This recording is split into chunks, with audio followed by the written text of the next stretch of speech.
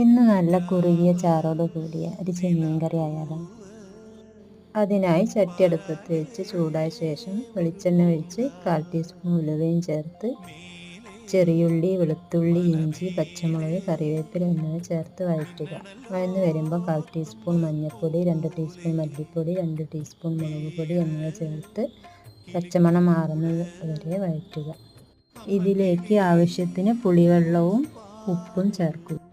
നന്നായി തിളച്ചതിന് ശേഷം അരിഞ്ഞു വെച്ച മുരിങ്ങ കഷ്ണങ്ങളും ചെമ്മീനും ചേർത്ത് അടച്ചു വെച്ച് വേവിക്കുക.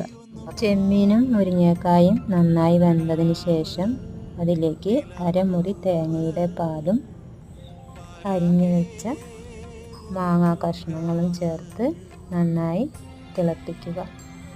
നന്നായി തിളച്ച് കറി കുറുകി വരുമ്പോൾ അതിലേക്ക് കറിവേപ്പിലയും പച്ച വെളിച്ചെണ്ണയും തൂവി കറി